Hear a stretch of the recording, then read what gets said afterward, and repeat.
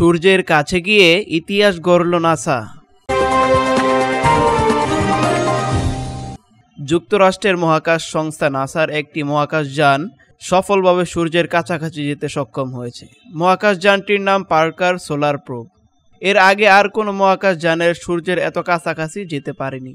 নাসার তথ্য অনুযায়ী প্রোবটির একটি আলোক সংকেত যুক্তরাষ্ট্রের মেরিল্যান্ড অঙ্গরাজ্যের লরেল শহরে অবস্থিত জনস হপকিন্স অ্যাপ্লায়েড ফিজিক্যাল ল্যাবরেটরিতে এসে পৌঁছেছে। এখান থেকে প্রোবটি পরিচালনা করা হচ্ছে। পার্কার সোলার প্রোব ঘন্টায় প্রায় 4,30,000 মাইল গতিতে সূর্যের দিকে ছুটতে শুরু করে। এ সময় প্রোবটিকে সর্বোচ্চ 1,800 ফারেনহাইট বা 980 ডিগ্রি সেলসিয়াস পর্যন্ত তাপমাত্রা সহ্য করতে হয়েছে। এসব প্রতিকূলতা পাড়ি দিয়ে অবশেষে তা বাংলাদেশ সময় বেলা 11টার দিকে সূর্যপৃষ্ঠের প্রায় 38 লাখ মাইল কাছাকাছি পৌঁছাতে সক্ষম হয়। 24 ডিসেম্বর যাত্রার পর থেকে মহাকাশযান বা প্রোবটির সঙ্গে এপ্রিলের যোগাযোগ বিচ্ছিন্ন ছিল।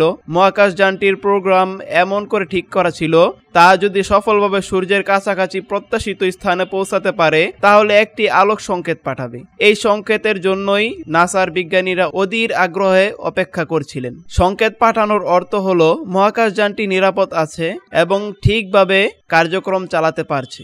আগামী 1 জানুয়ারি মহাকাশযানটি নিজের সর্বশেষ অবস্থা সম্পর্কে বিস্তারিত তথ্য পাঠাবে বলে আশা করা হচ্ছে। পার্কার সোলার প্রোব সূর্যের এতটা কাছাকাছি যাওয়ার ফলে এই নক্ষত্র সম্পর্কে নতুন তথ্য জানা যাবে বলে আশা করা হচ্ছে। এসব তথ্য সূর্যের চারপাশের অতি উত্তপ্ত অঞ্চলকে বুঝতে এবং সৌরবায়ুর উৎস শনাক্ত করতে বিজ্ঞানীদের সহায়তা করবে। এর আগে সূর্যের কাছাকাছি অঞ্চল একাধিকবার পদক্ষীণ করে মহাকাশযানটি বিজ্ঞানীদের নক্ষত্রটির বায়ুমণ্ডলের বাইরের সীমানা বুঝতে সাহায্য করেছিল।